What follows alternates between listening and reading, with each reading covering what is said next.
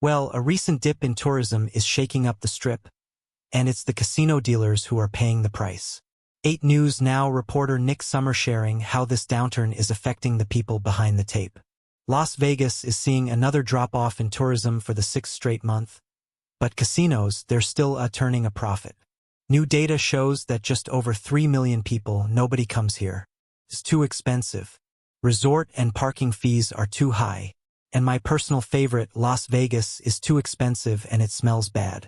These reactions might sound harsh, maybe exaggerated, but they reveal something far deeper happening within the city that once promised unforgettable nights and endless dreams. The Strip still glows, the fountains still dance, and the music still echoes across the desert night.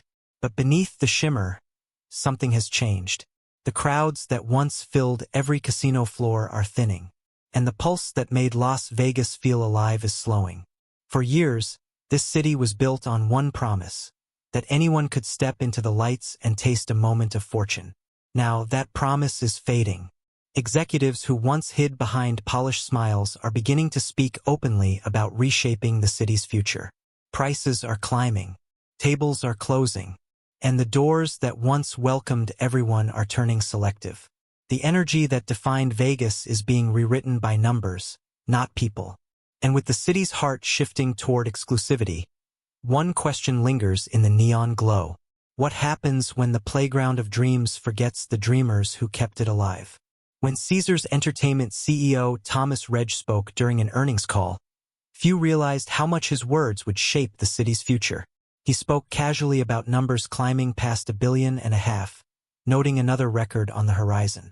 But buried within that optimism was something deeper. He admitted they were kicking out the lowest end. At first, it sounded like an offhand comment, maybe even a slip. It wasn't.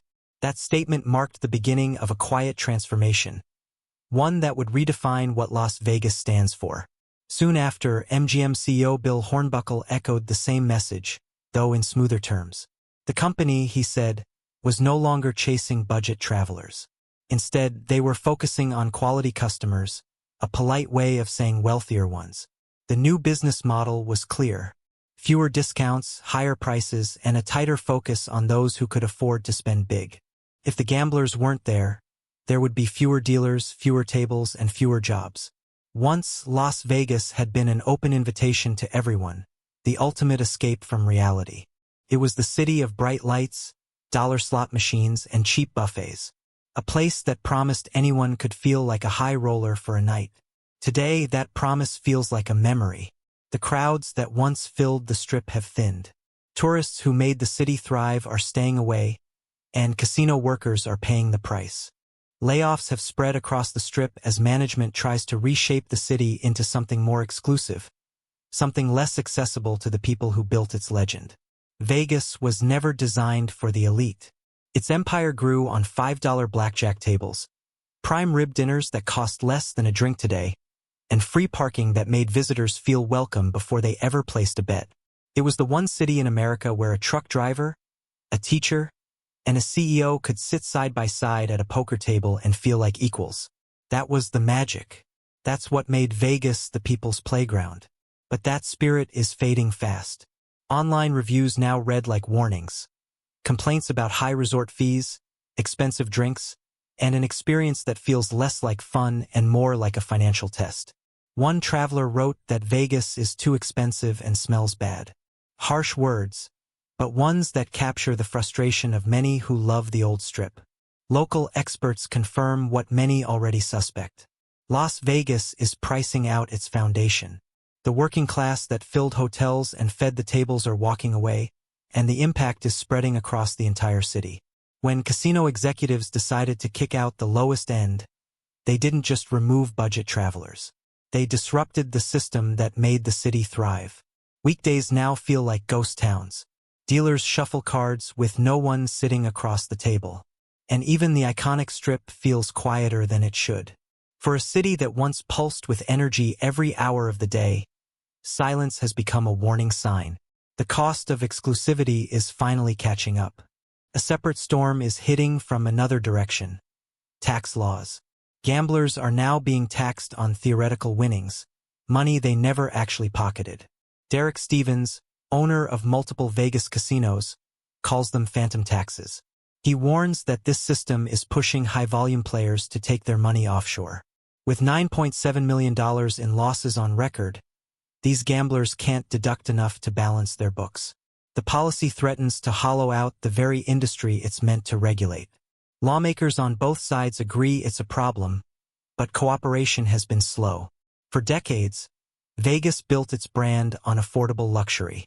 Visitors could find a motel room for $40, enjoy a steak dinner for $5, and still have cash left to gamble. That was the fantasy. Now, that same night costs 3 times as much before stepping onto the casino floor. Resort fees have climbed over 11% this year, averaging more than $55 per night. Even hotels once known for affordability like Excalibur or Luxor charge $45 in fees, plus $25 for parking. Visitors are literally paying extra for the privilege of losing money. In 1999, a billboard advertised a $4.99 steak dinner. In 2025, that same corner promotes a $30 cocktail. Families who once came for a cheap getaway now face bills running into thousands before the fun even starts. Economic uncertainty and tariffs add pressure, but the deeper issue runs within the city itself. Vegas has survived downturns before: the Mirage opening, 9/11, the Great Recession, even the 2020 pandemic. Each time it came back stronger. But this moment feels different. Visitor numbers have fallen sharply, down 11% this June alone. The Strip isn't quiet because people forgot about it. It's quiet because the system changed. High-end travelers were supposed to replace the masses, but the math hasn't worked out. Meanwhile, smaller towns like Laughlin and Mesquite are thriving. The same gamblers Vegas pushed away have become the lifeblood of places that still treat them like valued guests. Even local spots like Red Rock and Boyd Properties are reporting record numbers. The soul of Nevada's gaming industry is migrating.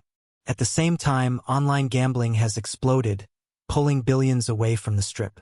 Vegas thought it could raise prices and keep loyal visitors.